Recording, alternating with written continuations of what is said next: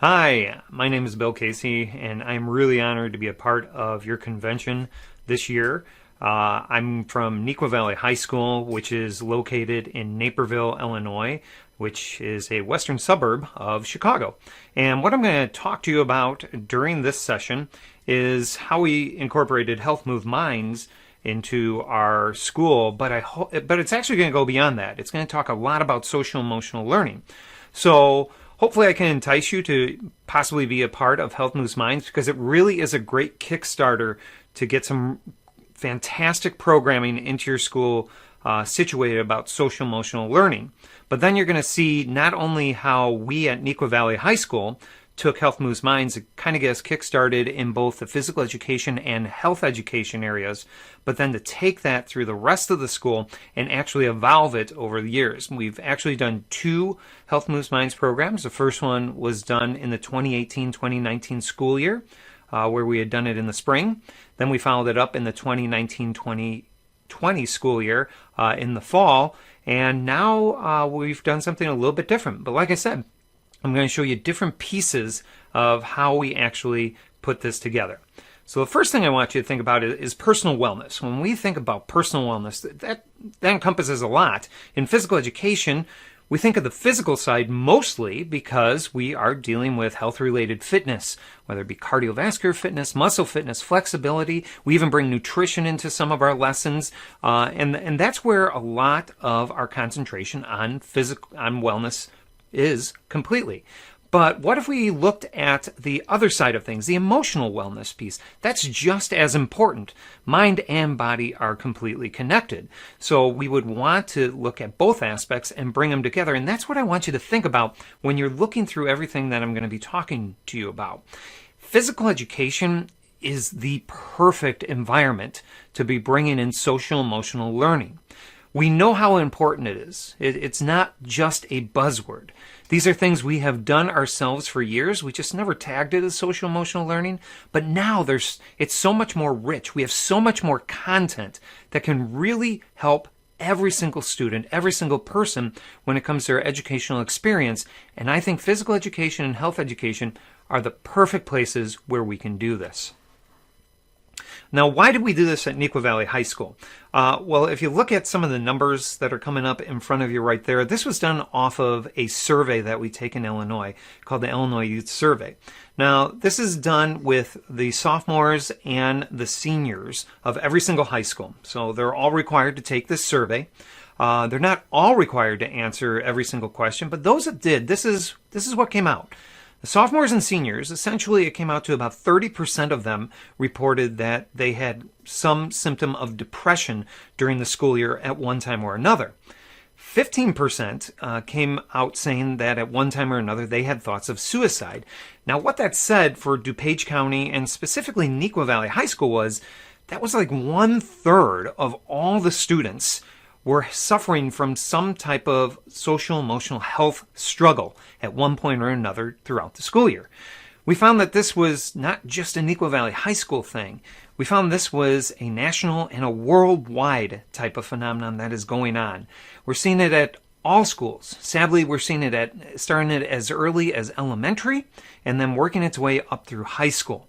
And this is something that doesn't matter the size of your school, whether it be big or small. Neuqua Valley, in our case, is around 4,000 students.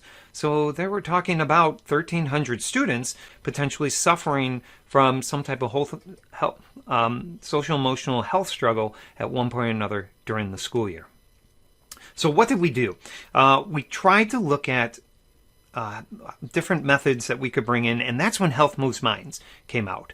Health.Moves.Minds came out with the concepts of bringing in different grade levels and focusing on specific skills. And I like to call them skills. I don't want them to define these things like mindfulness as something that we're just defining. It's more of a skill we're trying to develop. And Health.Moves.Minds was perfect for that. It had a lot of curriculum already put together for the K through 8 level. But then we had to try to look at what are we going to do at the high school level. Well, fortunately, we had a little bit of freedom to think about that. And what we fell on was advocacy being the most important piece. Advocacy in the sense of advocating for one another. If somebody needs help, I'm going to advocate for them. Hey, what's going on today? How can I help you? But in the same token, self-advocating. In other words, feeling like, you know what, something just doesn't feel right. I should get some help. I should talk to somebody. I should self-advocate and try to get the help that I need. This is what we push more than anything with the high school students, and we feel is going to be a big part of the Health.Moves.Minds curriculum in the long run. Now, what you see here is step one. Step one was week one. Whether we did it in the spring of the 2018-2019 school year, or we did it in the fall in the 2019-2020 school year. We did it the same way both times. Step one was get to the students. And when I say get to the students, we did a presentation in all of our physical education and health classes. Now, the good thing about that, especially in a high school and in any school, is the fact that you can reach every single student that way, because eventually you're going to see every single student. Now, we're blessed to be able to have daily physical education in our high school. In elementaries throughout Illinois, it might not be, they won't have necessarily daily physical education, but they will see their students several days a week. And again, they'll see every single student. So the good part about a PE and a health curriculum is you will reach every student. And that's what we did. We first did a presentation to every single student that kind of walked them through what this look like when we were talking about Health.Moves.Minds. Now, to give you a quick sample of what that looks like, I'm going to show you kind of the slideshow that we presented to them. And it, just quickly going through it, it shows the different types of things that we were talking about social emotional health, how individual it is to them. Here's something that you just saw about the Illinois Youth Survey that we brought up to them as well, and what that really meant. And so what it did is it kind of screamed to a lot of students that, hey, wait a second, this is affecting other people, not just me. And then we brought to them the different types of help that they can get, whether it be talking to a friend, counselors, teachers, parents. We had a specific website that they can find more information, and then it came into other types of outside sources that they could find, and an actual week that we ended up looking at that let the students participate in different aspects or skills that we were trying to develop when it comes to social emotional learning, such as kindness, mindfulness, empowerment, advocacy, and gratitude. So that was the slideshow for that. And I quickly went through that, but it's something that you'll be able to see yourself as well, because I'm going to share all these materials with you as well. Now, what did this do for us? What we found after we did this, each time, we actually had students start to advocate, either advocate for a friend, somebody they know, a family member, or for themselves. An example of one of the letters that we got to a teacher from an actual student is right here. This actually came from one of our freshman students this last year, where it says, I need help. I think I'm really depressed. I've been depressed since 7th grade, and I can't take much more pain. It had gotten better for a while. The thoughts have come back, hurting myself and not wanting to live anymore. I've never reached out for help, but your talks in the gym made me question my reasoning to not get help. My family doesn't know about it, and I have no one to turn to. Can you help? This is an actual letter we got from one of our students. And one of the things that really I think stood out to the students was a video we put together. The things I'm going to show you are more or less just ideas we came up with. It was a few people getting together, we came up with ideas, and it just started snowballing. If you could get one, two, a couple people involved in this process, you'll find that all the ideas will start coming to you, and a lot of it came from the Health.Moves.Minds curriculum for us. That kind of kick-started our ideas, and again, it snowballed into new ideas of what would work in our environment, and that's what was really nice with the program. It wasn't a canned program in the sense that we were locked into doing it a certain way. It was more or less a canned program with good information, but gave us the flexibility to develop the program in the way we thought would fit for Neuqua Valley High School. Now, like I said, we put a video together which I think inspired this student and other students. And I want to share part of that video so you could see exactly what it was that was inspirational to these students.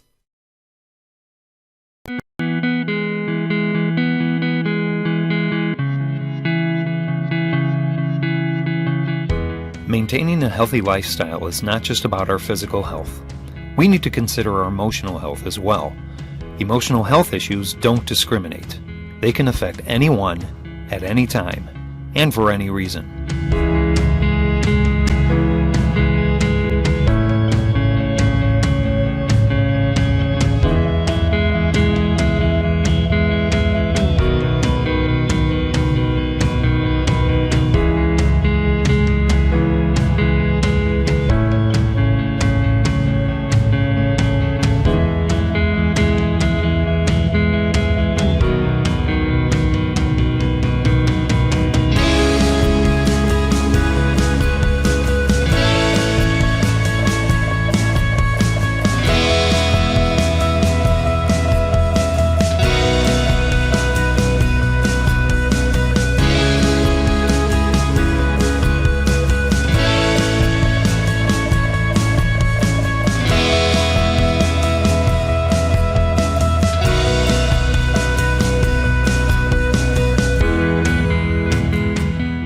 Over the last several years, every now and then there'd be short instances of terrible panic and anxiety.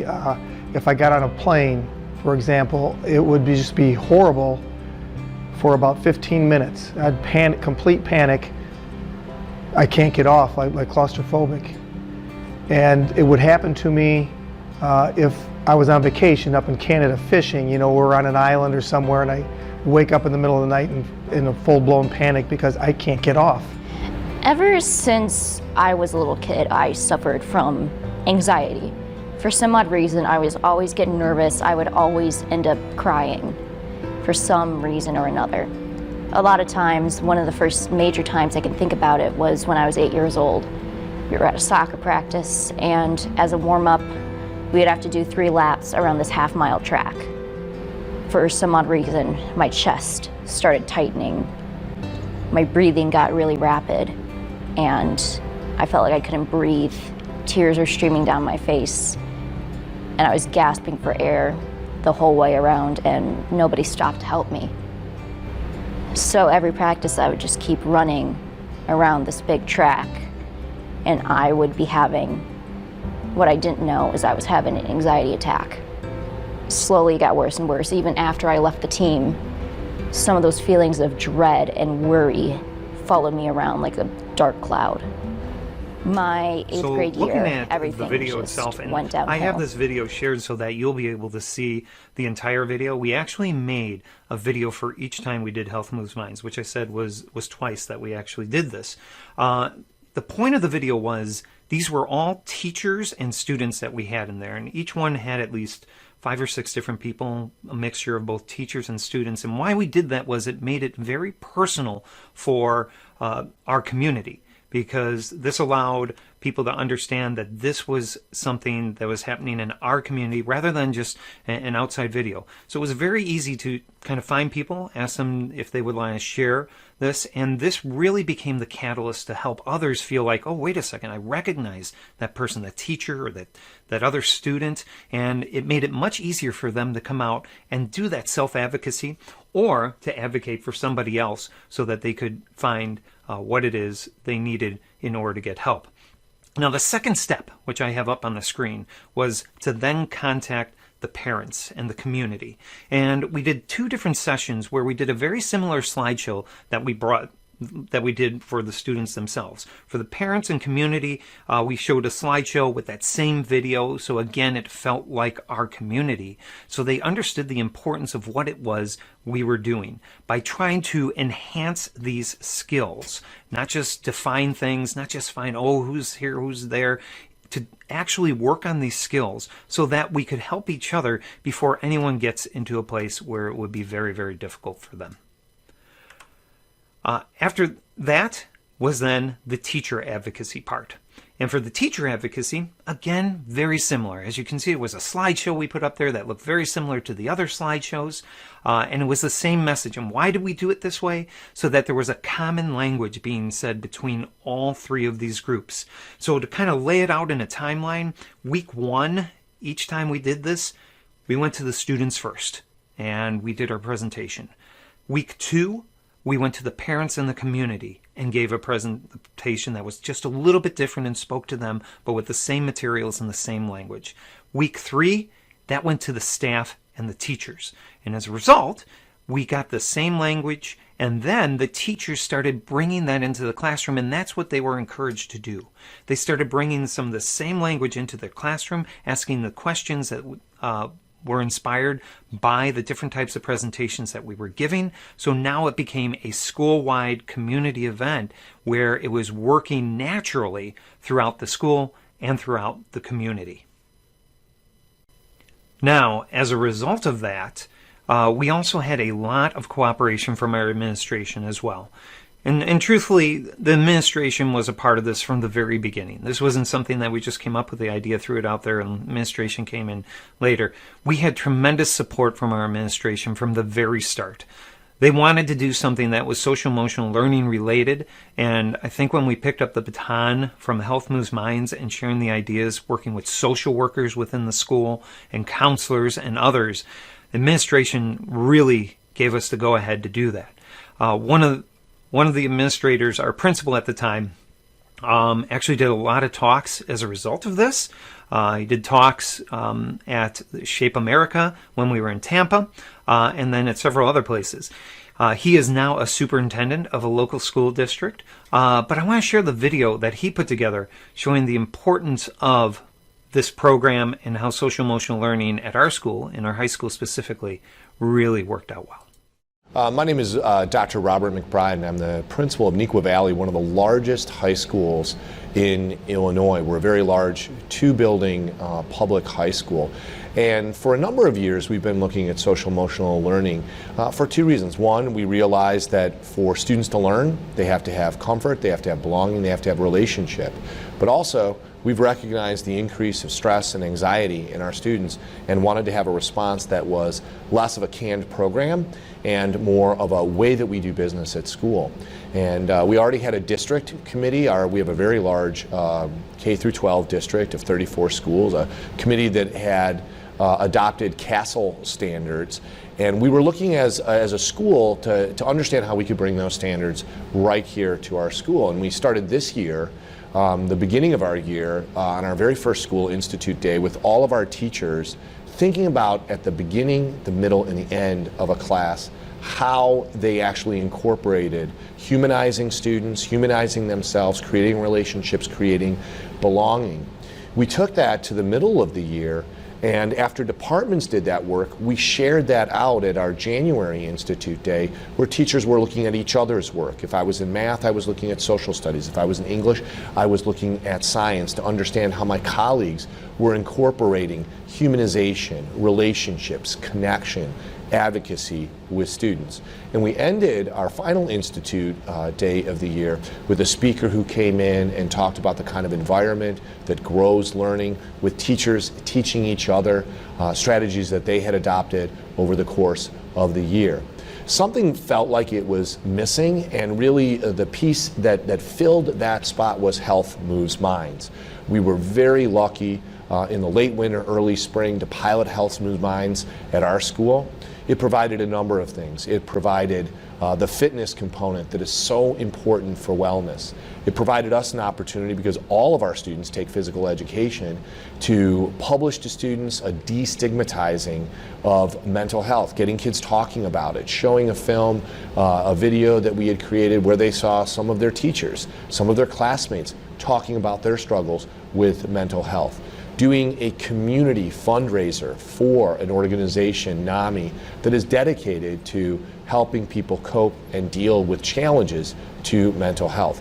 So in so many ways, Health.Moves.Minds created that final piece that we needed as a school to really elevate our entire effort, not only to our entire campus, but to all of our 3,500 students. And we look forward to doing Health.Moves.Minds in the future as well. So now what I want to do is I want to share all the different pieces of how this came together. So you saw step 1, we shared with the students. Step 2, we shared with the community. Step 3, we shared with the teachers. So now we had everybody kind of in the same place, understanding what it was. And what I want to do is share these materials with you so that you could have a better understanding of what that looked like. So if you go to nvhspe.com, that is our department website for physical education.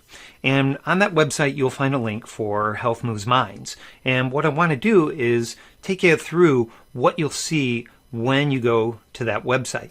So if I do go to that link for Health.Moves.Minds, what you're going to end up finding there is this exactly all the materials that we used.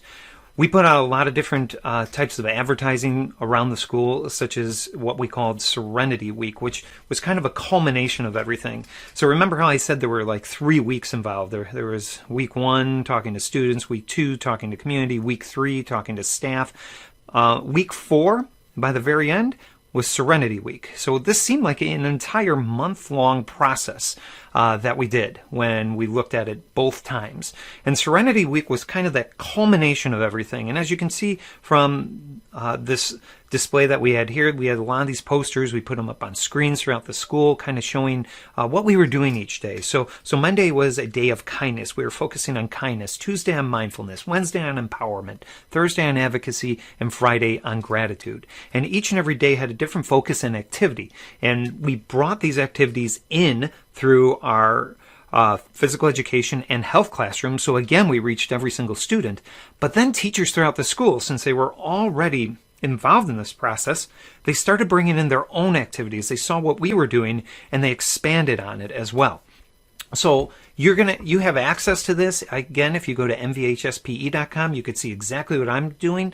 Here, I made just kind of a brief website so that all the teachers, every staff member could see what we were doing so that they could be engaged. And in here, there were things like we had free yoga classes. We did some group fitness classes together at Orange Theory as well that were offered to us just to kind of bring us together. But then I had a copy of the templates as well. So if teachers wanted to use them, and you have access to these as well, you'd be able to pull up any one of these for each and every day. There was a focus when we brought it out. You can see how that laid out. This was obviously the one we had done last fall. And so teachers would actually take this and change it. For example, our foreign language teachers took all these and translated them into the foreign language that they teach. So whether it was Chinese or Spanish or German, they had translated these and they were displaying those within their room, which became a teachable moment as well, and still using what we were using in the school during this entire thing. Here's the actual presentation that we gave to the students, and this was important to share with everybody so that the teachers would use that same language again that we were using for social emotional learning. And again, you have access to this. Here are the videos that we had recently as well. Each time we did a video for these 2 events, again, one was the 2018-2019 school year, one was the 2019-2020 school year.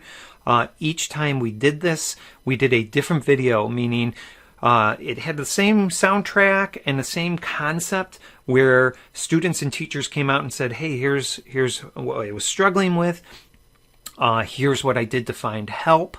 And here's my suggestion to you of what you should do. That's kind of the script that each of those followed. But each time we had different students and different teachers that were involved in it. So again, it felt very much like this is in our community and this is happening to other people as well. So maybe, hey, advocacy-wise, I should help you or I should help myself. And you can see these videos on here on this website as well. Now, the next important thing was what we were looking at daily at Neuqua Valley when we were incorporating our what we called Serenity Week. Now, Serenity Week was something we came up with, and we were inspired by Health.Moves.Minds because of all the material they had. So, for example, day 1 was based on kindness. If you look at the Health.Moves.Minds curriculum, kindness is a big curriculum they put together for kindergarten, 1st, and 2nd grade. Well, what we wanted to do was, if we looked into the future and we saw within our district, we're a unit school district, meaning we're K through 12, if we saw our elementary schools adopting Health.Moves.Minds and teaching kindness, we wanted to keep reinforcing it throughout the years. So looking at the high school level, we're going to reinforce kindness, the skill of kindness. And what we did is we have an actual lesson plan that we followed for the school, for the students, so that they could see what it was. In this case, we were doing acts of kindness. And this one actually started out a week before Serenity Week. Monday was kind of the culmination, but what we wanted students to do was to go on and basically just kind of paste in all the things they did that were acts of kindness during our random acts of kindness time. And you'll be able to see in our actual Twitter feed the different things that were there during that time. We also had a kindness poster that we had, which is Be the I in Kind, so students could kind of get a photo of themselves, a selfie, where we put this in our lunchroom. So when students came in, they would stand where the I is, take a picture, and then again post it. And we encouraged everyone, whether it was TikTok, Twitter, Facebook, Instagram, any of those, we encourage them to go on and post these things, showing their acts of kindness. Now, what are some of the acts of kindness we had? They were very simple sometimes, like helping someone out with homework. Some people actually went out and bought donuts for another person, or they went in and they bought for the person behind them at Starbucks. Things like that were being posted. And how does that work to really do anything? It sounds like, oh, that's kind. Well, here's what we thought. If we get people to practice kindness and others see others practicing kindness, then maybe they will be inspired to be kind more often. And that's what we hoped would come out of it. Also in here, we gave wristbands out to everyone with Health.Moves.Minds, and on the inside it had all 5 of the different activities we were doing during Serenity Week, the different skills that we were practicing during Serenity Week. Every student got one of these. And then we went down to Tuesday, which was mindfulness. Again, we had a mindfulness lesson. And instead of explaining it, I'm going to let you look at it yourself. But again, this is what the teachers saw. They were also able to share their lessons each and every day that we had it. And we did get some great sharing, which I'll be able to show you a little bit later in this presentation. But I'll let you look at the actual activity we did for mindfulness, for the mindfulness lesson. Again, it's something very easy. You'll just click on it. It'll come right up for you, and you'll be able to see what we did in our PE and health classes as our mindfulness lesson. Wednesday was our day of empowerment. And what we were trying to really focus on was how could things that you might see as weaknesses actually be empowering to you?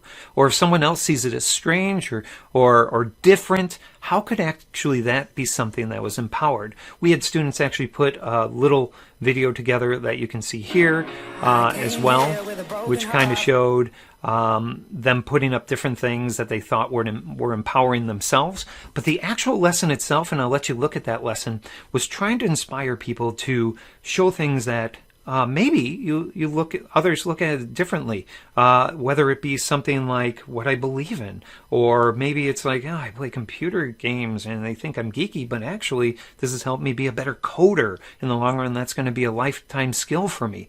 That's what we were trying to inspire students. And again, I'll let you look at the lesson where all the students came up, they wrote things on a board so that they can show what empowered them, and that inspired other students to look at it like, yeah, you know what? That's not just being different or weird or whatever. That actually is empowering. Thursday was our day of advocacy. And this was a day we were asking students to advocate for one another. Again, you'll be able to look at the lesson that's there and spend the time to see if that's something that you could use and incorporate yourself.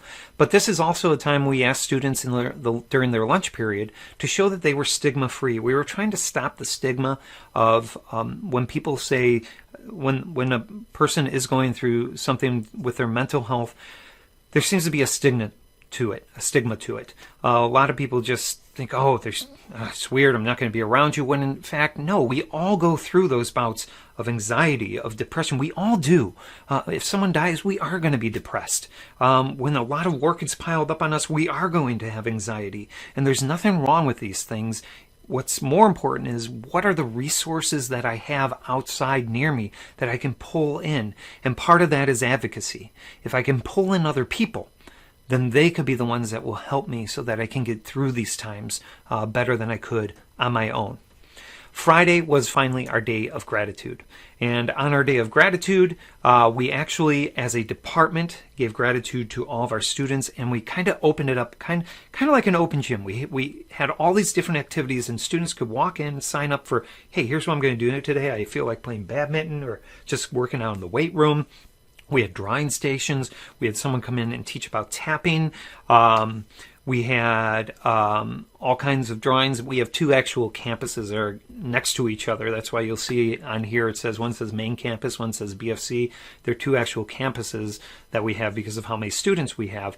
And so we offered different activities at each. So it was kind of a thank you to them. With that, we also had a tree of gratitude. I'm going to show you a little bit of what that gratitude looked like right here. Here's a drumming session. We had the music department take part and come in and do a drumming session. They brought in their own drums. We had a nice silent room where people could just lay out and chill.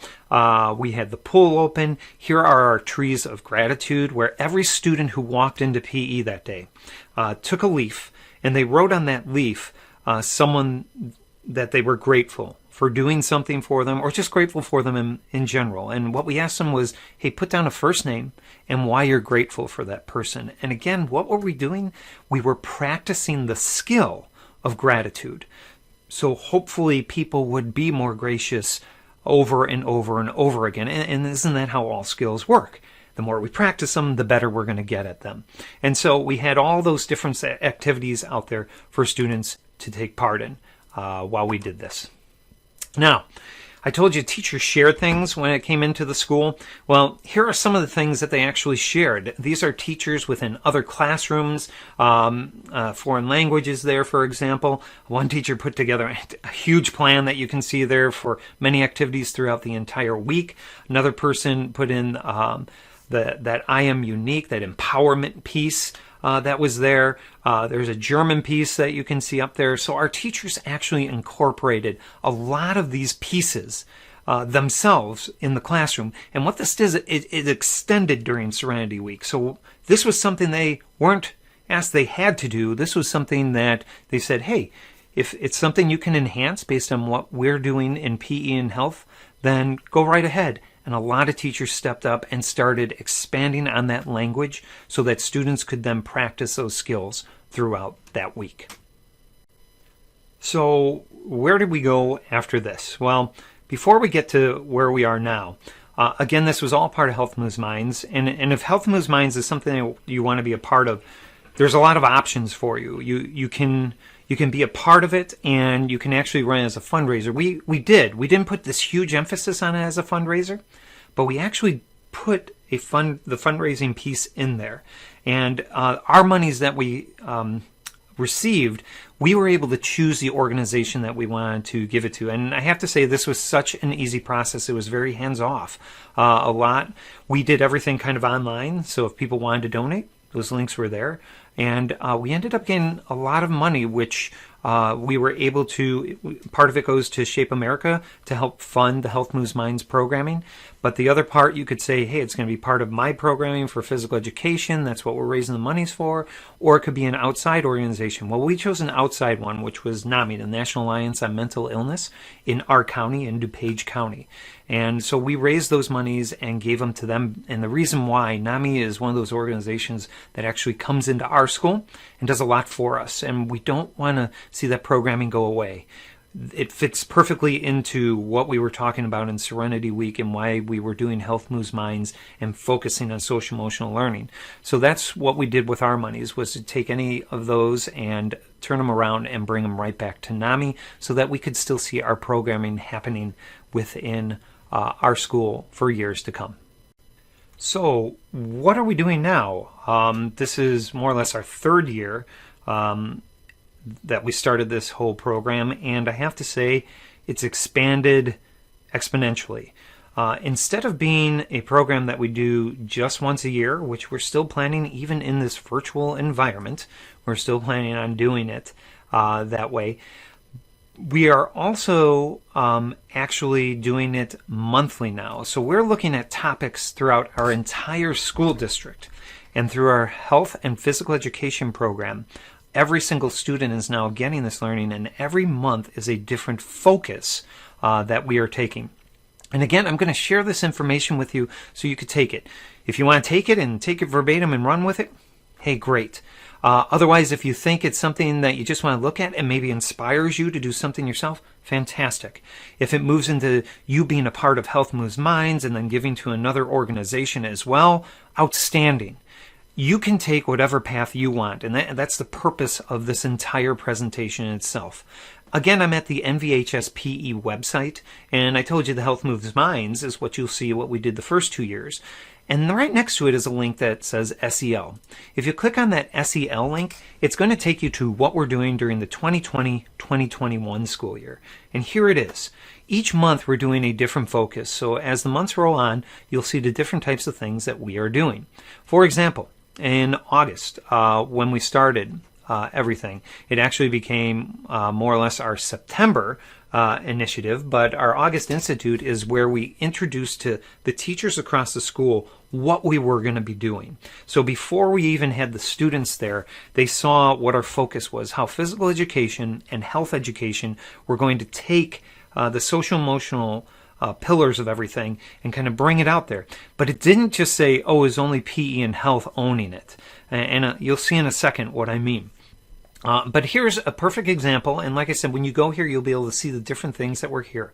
The first thing I want to share with you that I'd like you to see is the actual lesson itself. There's a time management lesson, and in that lesson, it teaches about time management. We thought, it was timely, being at the very beginning of the year, knowing that we were going to either be remote learning or we were going to be doing some type of hybrid learning. We knew that we were not going to be in Illinois completely face-to-face. So we thought that one of the best things to start out with was time management and trying to teach students how to manage their time better.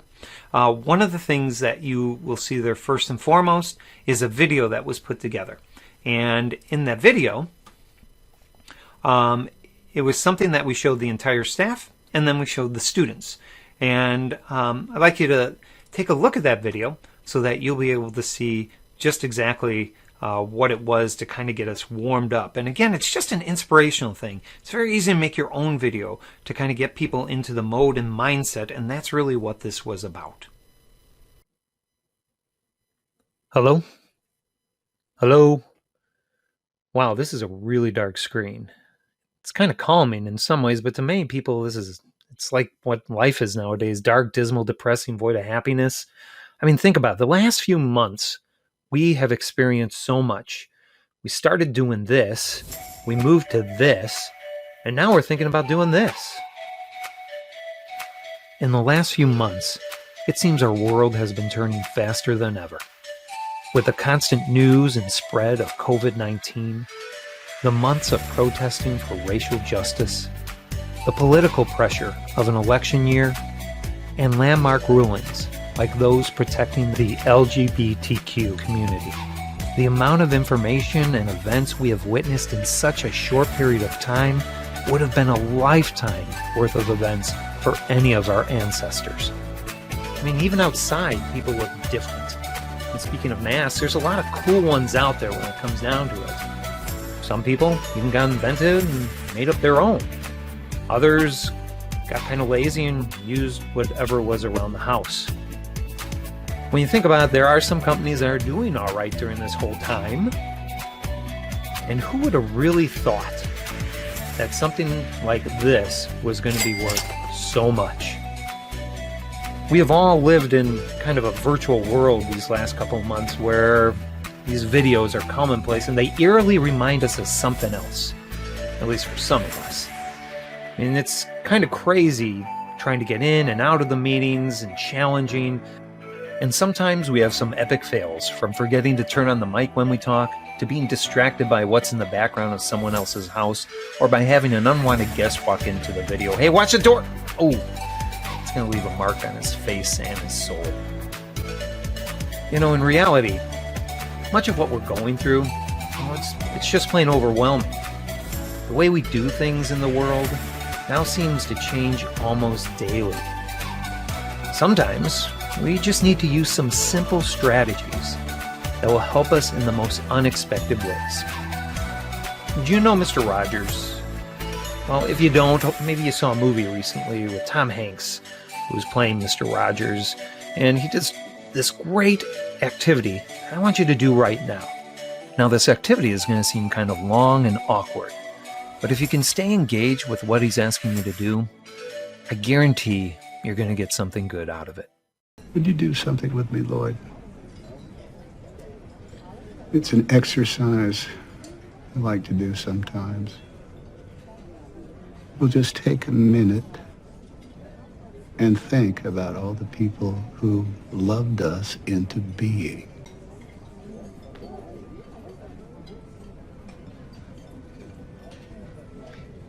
I can't do that. They will come to you.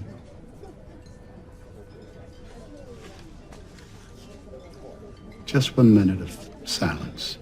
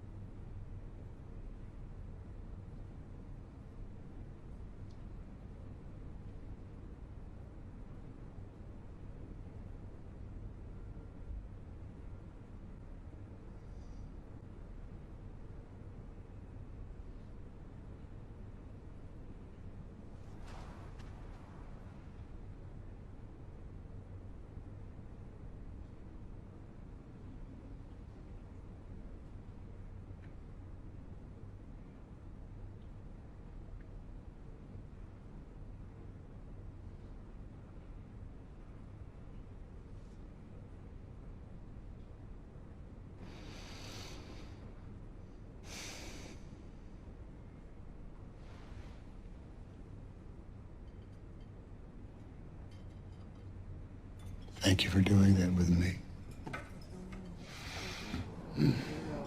I feel so much better. These last few months have been challenging. Yeah, I know you probably have some other words that would better describe it, but we have experienced and seen a lot. And maybe this brief reflection that we had was enough for us to see that, you know what, things aren't really all that bad. They're just different.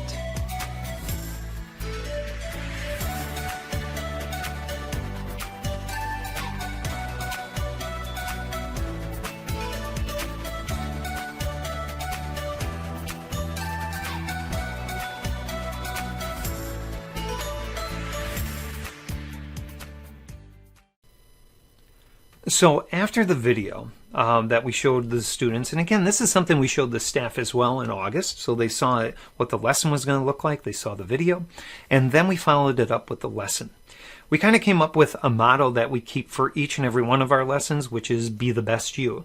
That is our logo up there, our mascot, a wildcat, and then our school colors of navy blue and gold. And then be the best you was something that was going to signify we were starting a social emotional learning lesson. Now these lessons, they could take different amounts of time depending on who the teacher is. But again, the focus that we have this year so far is the teachers have been looking at this, and all the PE and health teachers teach this at the beginning of a month. So this first lesson that was done on time management, this was done with all of the students, freshmen through seniors in the high schools. And we have 3 high schools within our district. So that we knew in physical education, health education, it would reach every single student. And really quickly, here's how the lesson went. So we have a common type of page that comes up, again, just like the motto that comes up. This page comes up just to kind of remind students from month to month the importance of social emotional learning. Then it focuses on what the concept was itself. In this case, it was time management, talking about the importance of how to manage your time, and then asking, well, what kind of methods and strategies could you use yourself in managing time and encouraging students to talk to one another. And what this ended up being was completely virtual. So we did these discussions on Zoom, which is what we are using in our school district. So students actually talked about the methods that they use, the strategies that they use to try and manage their time throughout the school day. And we then specifically focused on how do you plan on doing this during a virtual environment with the way we have school set up now and your day and other things going on. Then we show them this picture and say, hey, I'm going to give you 30 seconds to put this together, whatever it is. I want you to put this together and figure out what it is. And the reason I want you to look at this, I want you to look at it like it's your day. You're going to have a lot of pieces that you're putting together, and you don't know what the end product's going to look like unless you had some instruction. Now, there's a little bit of instruction by numbering these things here, but do you really know what it is? And, well, now 30 seconds are up. Were you able to guess that this is what this is? You can buy this at IKEA, 30-inch built-in electric oven, self-cleaning, thermal convection. It's an actual product, and those are the instructions for it. And again, why did we do that? Because again, this is what your daily schedule can look like. It can look like a lot of pieces. And if you don't manage those pieces, you're not going to know what that end product looks like or how it gets put together. So we need to find ways that we can actually organize our day. And one of those ways is, a lot of times we have a planner. A lot of people will have a planner. There's other ways as well. These are some of them that we use in school, whether it be Google Notes, or we have our Zoom classrooms organized in a certain way for all the teachers, so there's a consistency. So when students come in, they know where to find things. We have planners that we've given students, a time management planner when they were freshmen that you could see in the corner up there, up above my head, or another planner that we actually gave to the students that's over to the side. But then we took a little turn and said, don't just plan your day, because what we want to do is really expand on going further than just writing things down of what needs to be done. Like, for example, estimate how much time something's going to take. Don't just write it down. If you are in physics and you have to read chapters 1 through 3, how long do you think it's going to take? Write that down. That's better planning right there, because now you already have a concept of the time it's going to take you to complete that. You might not be totally accurate, so give yourself a little leeway. Maybe go longer. Maybe you think it's going to take you 15 or 20, but we'll say 30 anyway. And do that for the rest of your day. So there's math, there's English. You're going to want to work out sometime during the day, because that's probably part of your PE assignment. You're going to want to have time to have screen time. You're going to have time to eat. You're going to want to have time to sleep. So this is really, what's your day going to look like after the actual school day? After lunch, after school day is over, estimate the rest of your day. So this might be 2 o'clock, and you're starting to schedule things there. And then the next part is, when are you going to start these things? Like, write down the time you're going to start doing your physics homework, and then doing your math homework, and then putting the times together. And after you've done all that, you can make a final schedule. And that final schedule, you can now lay out in the pieces you want. So right after school, maybe you're going to do your workout. So that's 3 o'clock p.m. And then after that, hey, you're just going to chill out until it's dinner time on a screen, on your phone, chatting, social media, whatever it might be. And then after dinner, well, you got to kind of rest. I mean, you just ate and you still have time there. And then you're going to start your homework, and you kind of have a whole time scale of when your homework's going to start, when it's going to finish. And if you finish earlier, hey, that's just a bonus. And then maybe there's a great new movie on Netflix you're going to watch at 9. For some students, they are going to bed at midnight. But the good thing is, during this virtual environment, we weren't starting our school day till 8:30 a.m. So they were getting the sleep they need, which is something that high school students have not been getting for decades. But now, looking at that schedule, that could be something realistic and useful to them and successful for them by putting that all together. We then kind of refocus and bring all the students back on how important it is to visualize your time. And by doing this, you're actually making kind of a commitment to yourself. When you write things down like that, you're making a commitment to yourself that you're going to be doing those things and getting those things done. Now, this next slide, this is where the rest of the school became involved. This is where it went beyond just the physical education and health department. We taught it the first week of the month, and then we asked the rest of the school to actually bring out this slide, whether it be the slide you see here, or maybe it's one they made up themselves. And we said, at the end of a class period, ask the students to think about what work needs to be done today and how much time it's going to take them to complete, and when do they plan on starting it. So really, they're reinforcing what we had just taught them in physical education. So we're asking the teachers at one time or another throughout the month, and now let's say we only got half the teachers. Well, that still means every single student is going to get this reinforced to them probably 2 or 3 times during the month, practicing that skill of time management, of visually thinking about how long is this homework going to take me, when am I going to start it compared to the other homework and other things I have to do, and get it done for the day. We felt that that was the best way to begin that time management piece for students so that they would be able to be more successful throughout our school year by already trying to manage their time. Now, back to the actual SEL page on our website. There's other resources that are there. There are teachers that have been sharing lessons with us. There's a great little film that I want you to watch called Numb that was done by a student in Canada, a student that's in Canada, a 15-year-old. Her name is Liv McNeil. And she actually put this together over the summer in trying to think about knowing that we're going to be in this virtual environment because of this pandemic where the socialization piece is kind of going to be gone in many ways. And how is that going to affect students? And it's really a neat film. I wanted teachers especially to see this. This isn't something that we showed to the students. This is something we showed to the teachers in that August Institute to say, think about what your student might be going through when we go through all this virtual learning, this remote learning, even if it becomes hybrid. Think about what they might be seeing, because here's a video that kind of shows it through the eyes of a student. So I'd like you to really watch that so you could kind of see what that's about. So after we moved through doing our September lesson, well, like I said, it was month to month. We then had a October lesson. There's another great video. This is one that one of the teachers shared that I ended up putting up. She shared it in her classroom, and I just shared it out with other teachers because I thought it was outstanding. Really cool video, because our October lesson was focusing on mindfulness, how to be mindful. But we took mindfulness in a different way, and I want to show you that in this lesson real quick. The mindfulness lesson took a little bit different approach. When we think mindfulness, a lot of people just think meditation. Mindfulness is just relaxation, things like that, which it is. It is. But I was trying to take it in the sense of when we put this together, we were trying to focus it on, well, how could we learn to be mindful in a virtual learning environment? And that's what our lessons are focusing on. They are very much timely with the things we are going through this school year. So again, there's a logo and motto that we use. That same started up to each and every lesson that we're doing. But then we're asking the students, again, this is in all our PE and health classes, well, what is the definition of mindfulness? And so we asked the students to come up with definitions right there in the classroom in our Zoom environment. Again, we're in our Zoom environment in October because we're still not able to get to hybrid or anything yet. But as a result, hey, this was working. We were asking students, what does mindfulness mean to you? Very common answers.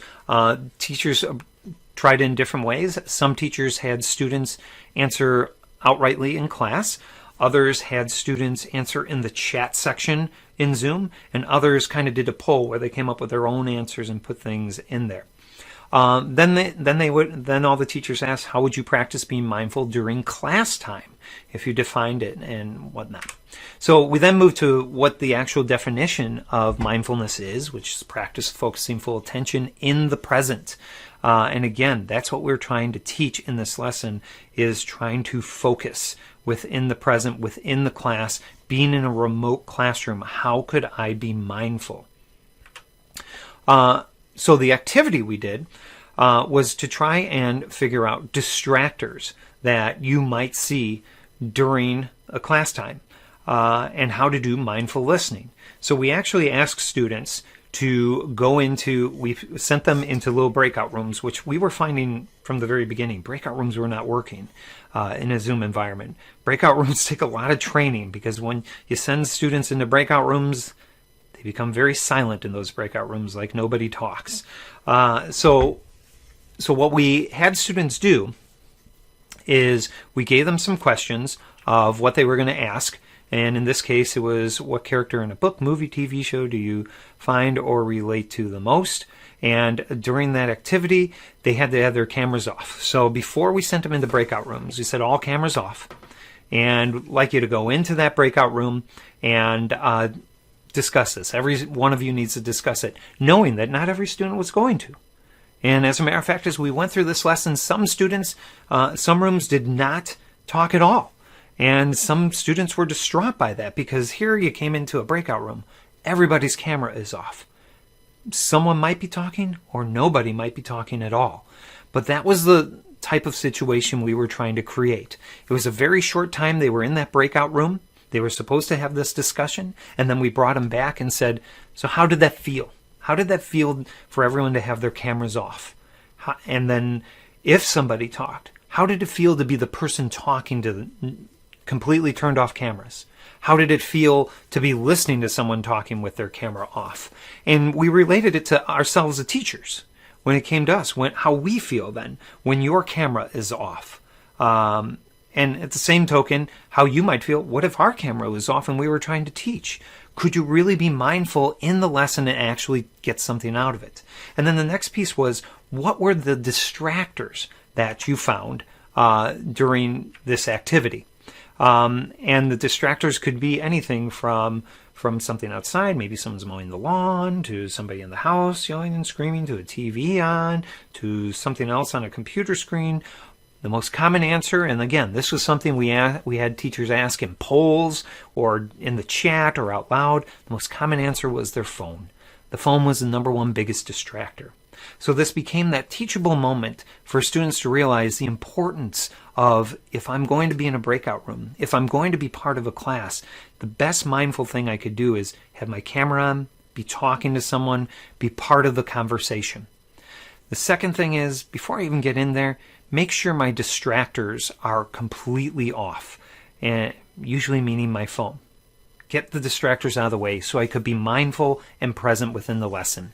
This last slide that you see here, this is what the teachers we asked throughout the rest of the school to do and share. So again, physical education and health taught this completely, and then we had the rest of the teachers in the school take this one slide. They could take it as it is, or they can make it up themselves, and we asked them to ask these questions at the beginning of a class. And again, if only half our teachers did it, even if only a third of our teachers did it, every single student in our school would probably work on the skill 2 or 3 times during the month, which is outstanding. If every teacher did it, well, now every student's going to be hearing it at least 5 or more times for sure. But we asked every teacher at the beginning of a class time during October, do this at least once. Ask students, how could you be mindful today in class? Here's what we're going to be doing today. How could you be mindful in class today? And what distractors might take you off task? And then have a discussion. Maybe we should get those distractors out of the way so we could be more mindful during our class period. Well, that was a lot of material I gave, but I hope I gave you kind of a really good glimpse of how social emotional learning was something we approach at a high school level at our high school, and how Health.Moves.Minds was really the catalyst that got us started with it. How it also evolved from just being something that we did once a year into something we are now doing every single month and focusing on. Also looking at the fact that this went beyond just looking at, okay, let's define these things into, no, let's practice these things as skills. We're practicing mindfulness, we're practicing empowerment, we're practicing advocacy, gratitude. These are skills that we're actually practicing, that we're trying to get the students to practice and learn as well. I've got a lot of content out there. Like I said, here's the website, mvhspe.com, is open for you to look at and hopefully be useful to you. If you ever have any questions or anything for me, just scroll down to the bottom of that page. This is all my contact information right here. This is my direct number to my desk, and then this is my email address as well, where you can get a hold of me. I hope this lesson has been really useful to you. Like I said, it's This wasn't meant to be something like, you got to do it this way. If anything, I hope it just inspired you to create your own program and see the importance of the different things that we could work on. I'd love to hear the ideas and things that you're working with. I think you'll see, if you keep looking at our SEL page for our school, you'll start to see each month the different types of topics that we're following. And I'd love to hear the ideas, and hopefully some of the ideas that we come up with in our school become, again, more and more inspirational for you as well. Thank you so much for your time. Thank you so much for letting me be a part of this organization for your virtual convention. And I hope to see many of you in the future.